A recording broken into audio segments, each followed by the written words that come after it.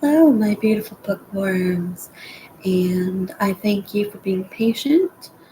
I hope you all had a great holiday, and today I'm going to get you two chapters of Deep Blue. And if you may recall, in the last chapters, we had Neela and Seraphina finding Maudie and her cousin, Maudie and her brother,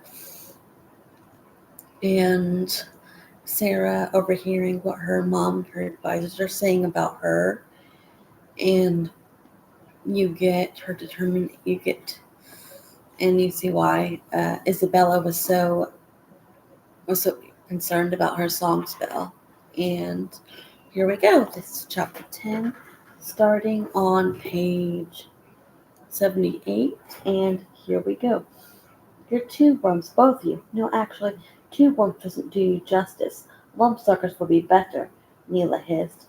Jackrasses, mollusks, total guppies. Shh, Empress Ahati said. Sit still and be quiet. Neela was quiet for all of 2 seconds. Then she poked Maudie in the back. You don't deserve her. She's way too good for you. I wouldn't be surprised if she's no-show. I wouldn't get betrothed to you. I'll talk to her after the ceremony. I'll explain, Maudie said. Neela rolled her eyes. Hey, Maudie, great idea, said no one, ever. Do I have to separate you like little children? The ceremony is about to start, Empress Hadi scolded. Neela, Yazid, Maudie, and the rest of the Matellan royal party were seated in the royal enclosure inside the Coliseo, a huge open-water stone theater that dated back to Mero's time. Isabella and Bilal sat together in the front of the enclosure on two silver thrones. The Regina was spectacular, in a jeweled golden crown, her long black hair coiled at the nape of her neck. A ceremonial breastplate made of blue abalone shells covered her torso, and the gossamer skirts of indigo sea silk billowed up below. Emperor Bilal was splendid in a yellow high-collared jacket and a fuchsia turban studded with pearls, emeralds, and in the center a ruby as big as a Caliban ball. So I'm assuming Caliban is like football. Serafina's father, Principe Consorte Bastian, and her uncle, Principe del Sangue Valerio, sat directly behind Isabella. There was no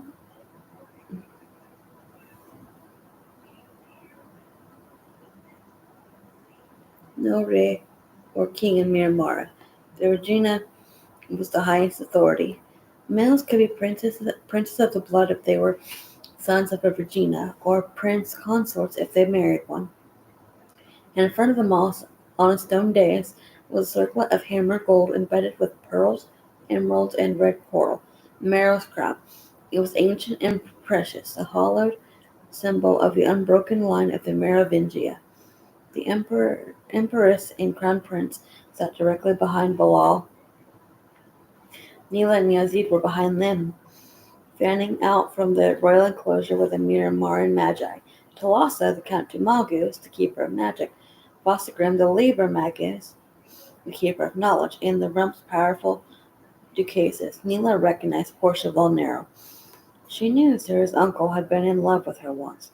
She could see why. Portia, dressed in regal purple with her long auburn hair worn loose and flowing, was stunning. Lucia Volnero was there too, drawing every eye in a shimmering gown of silver.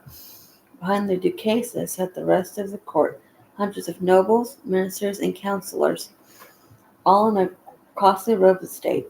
It was a sumptuous spectacle of power and wealth.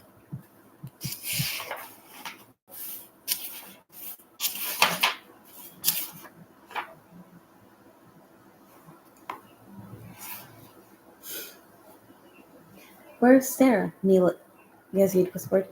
She's not in the Coliseo yet. The Janitari bring her here for the blooding, the first test, Neil replied. She looked out over the amphitheater. A long Its perimeter, the flags of Miramar and Matali fluttered in the night currents.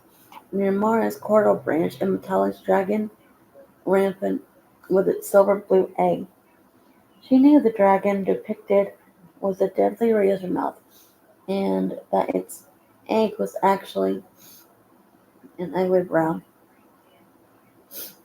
The flag's designer, she guessed, had thought the egg too ugly and had changed it to silver blue. Every seat in the Coliseum was taken, and a tense, expectant energy filled the water. White lava illuminated the dark waters. It boiled and spat inside glass globes that had been set into large wilk shells and placed on wall mounts.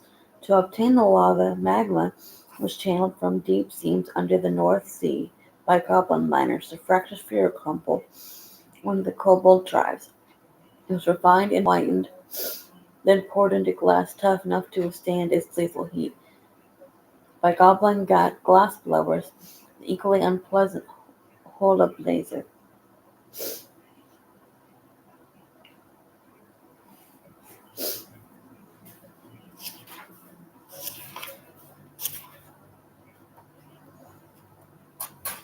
In the lava's glow, Neela could see the faces of the crowd. Many were excited, others were nervous, even fearful. With good reason, she thought. Generations of young mermaids had been crowned heiress to the Miramarn throne here, but other impostors all had died agonizing deaths. Her eyes flickered to the heavy iron grille that covered a cavernous opening in the floor of the Coliseum. 20 brawny mermen stood by it, wearing armor and holding shields.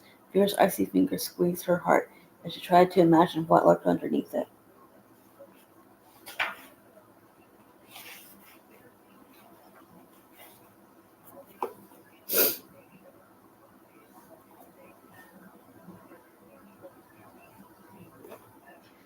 Seraphina must be terrified, she thought. She's right. This is a barbaric ceremony.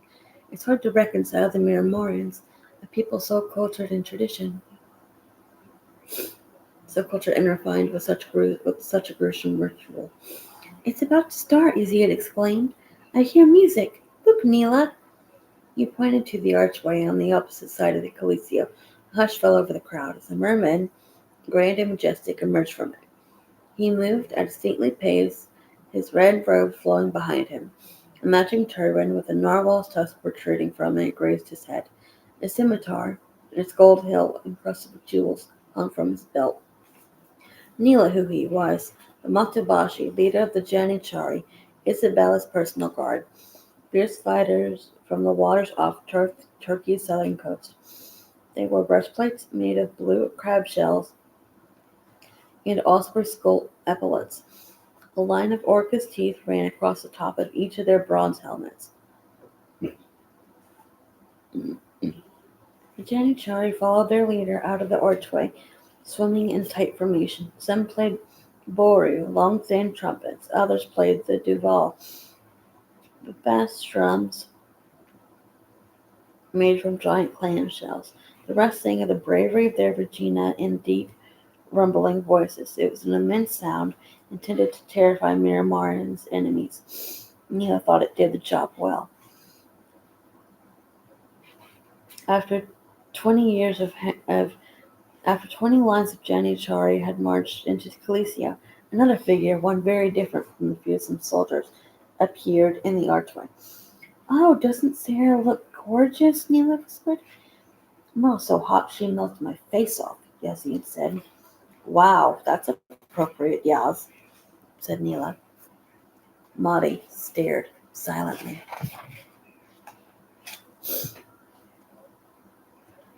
Seraphina sat at the top of a graceful gray hippocamp.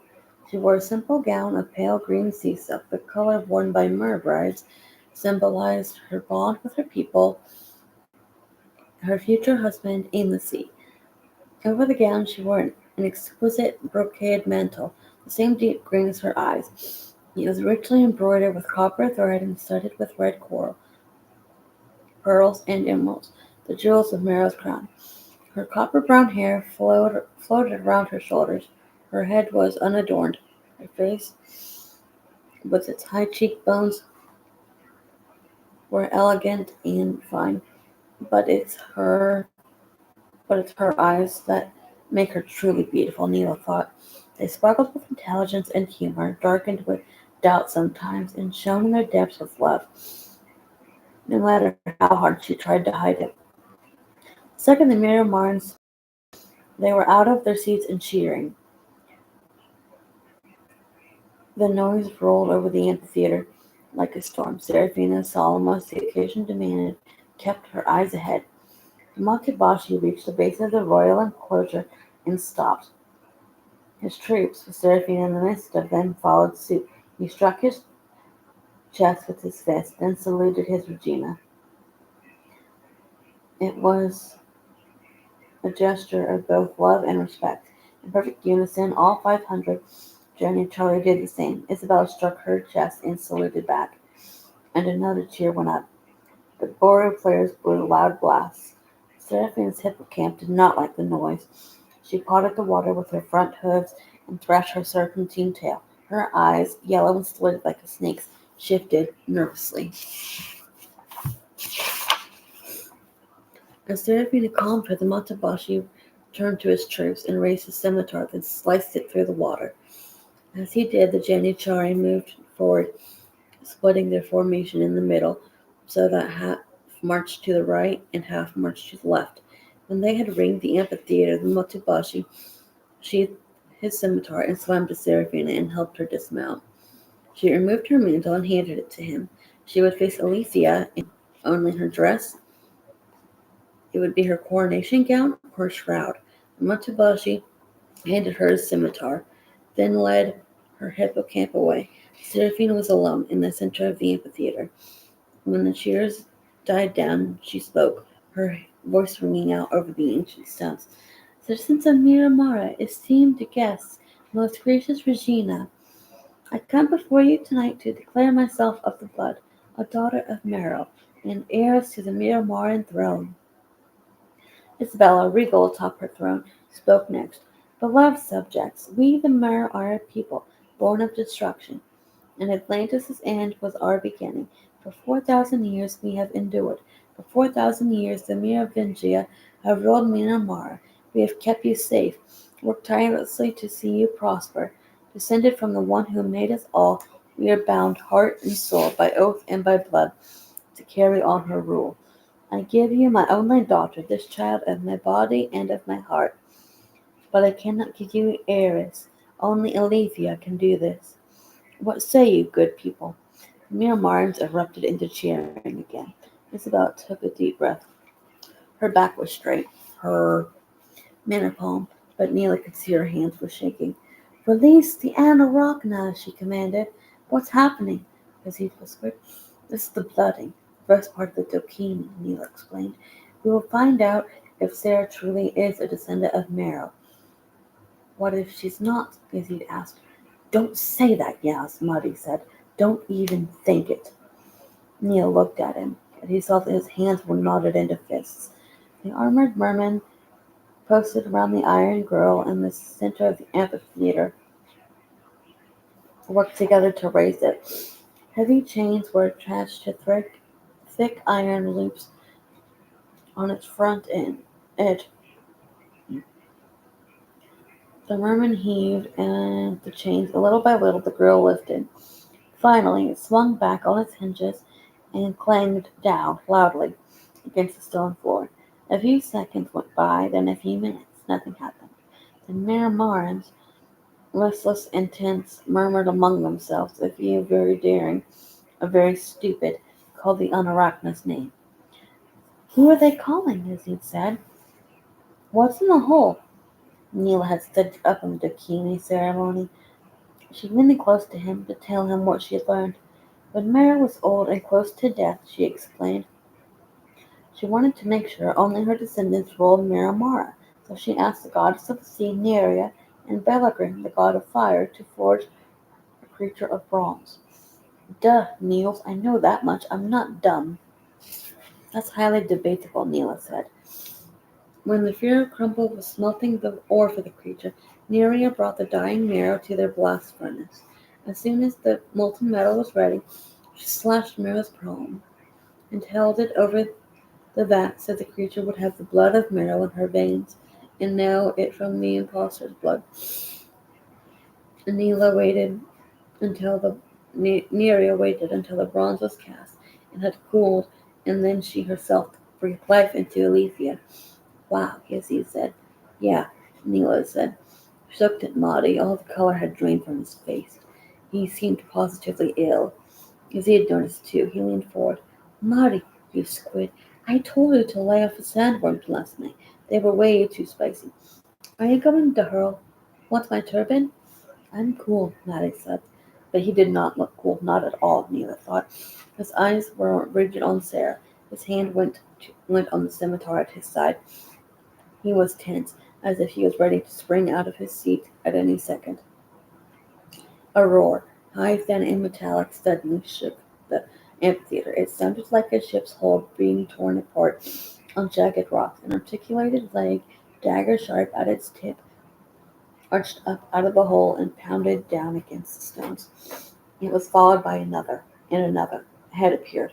The creature hissed, being bearing curved, foot-long fangs. A gasp, part awe, part terror, rose from the crowd as it crawled all the way out of the hole. No possible way, Yazid said. Em, are you seeing this? Because if you're not, then I'm like completely insane. Sarah, no, Lottie said.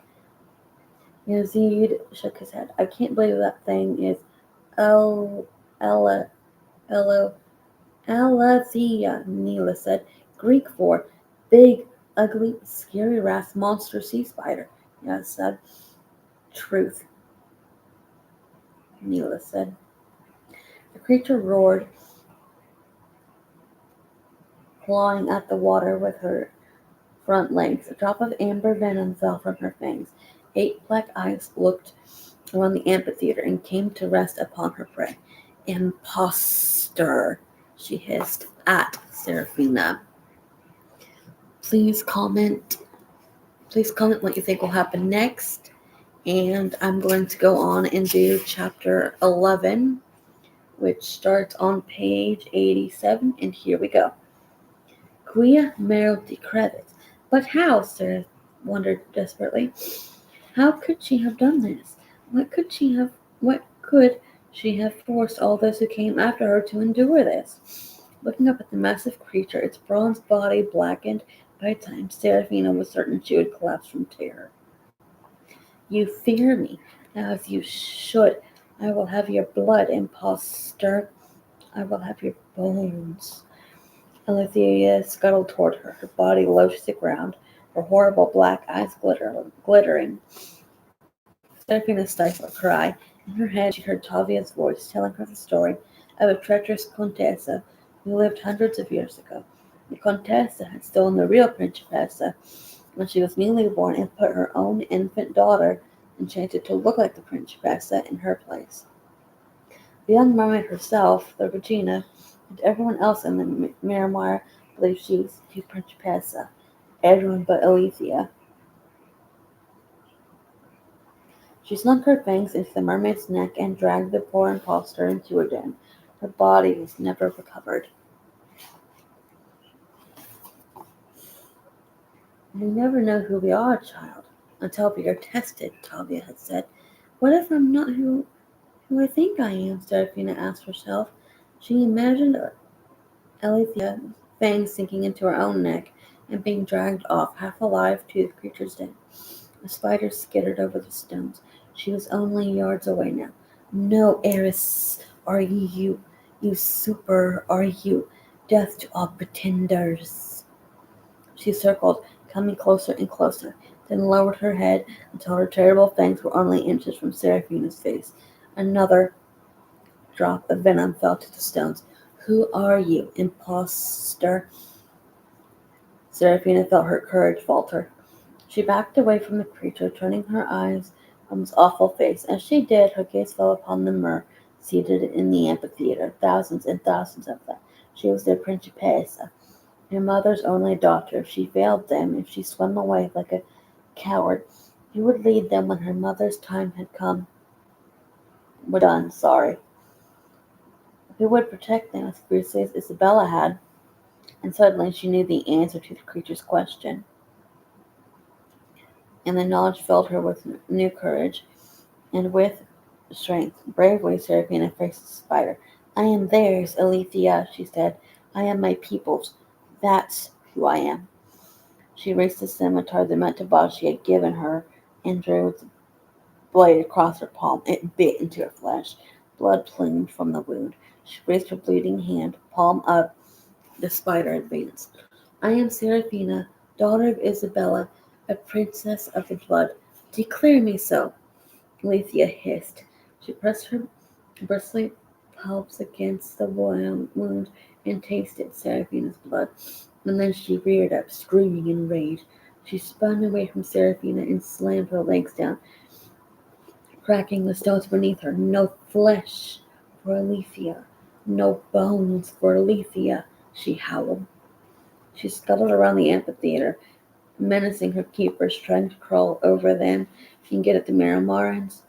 The merpeople screamed and rushed from their seats, but the keepers held her back by brandishing lava globes. The white molten rock, hot enough to melt bronze, was the only thing in the world the spider feared. "Alethea!" a voice called out loudly. It was Isabella. "Alethea, hear me!" The spider suddenly turned to face her. "What is your decree?" Not a sound was heard. It was as if the sea itself was holding its breath. The spider crawled to the royal enclosure and took Mero's crown in her fangs.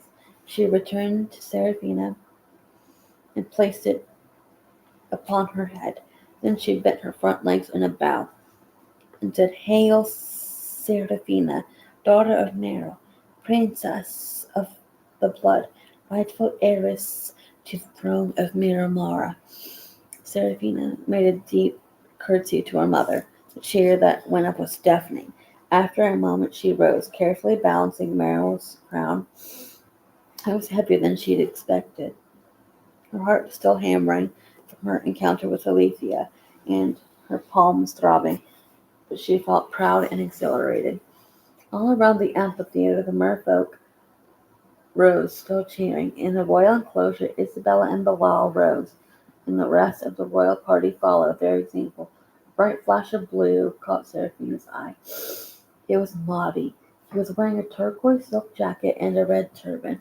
It killed her to admit it, but he was so handsome. She had seen his face in her dreams for the last 2 years. It was different from what she had remembered, older, more angular. He caught her eye and smiled. It was beautiful, her smile, but it was a little awkward too, a little bit goby. In that smile, Seraphina saw the Maudie she'd once known, and it made her heart ache to see that Maudie. Where had he gone? She didn't have long to dwell on that question, or the sadness it made her feel. The Boru players blew a fanfare. The Matabashi swam to her and with her mantle and helped her back into it. Then he wrapped a bandage around her wounded hand. The blooding was over, she knew. What came next? The second of her tests, the casting. Her stomach squeezed with apprehension. This was the moment she'd worked so hard for, the moment when talent, study, and practice came together. Or didn't. And that, ladies and gentlemen, ends those 2 chapters. Please let me know if you want me to keep reading. And I appreciate all your comments. I'd really appreciate it if you'd give me some feedback on this because I don't know if I'm doing a good job, and I thank you for being patient with me as I was sick with COVID in November and then just didn't record at all until now because I was busy working and just relaxing. Thank you and have a good night.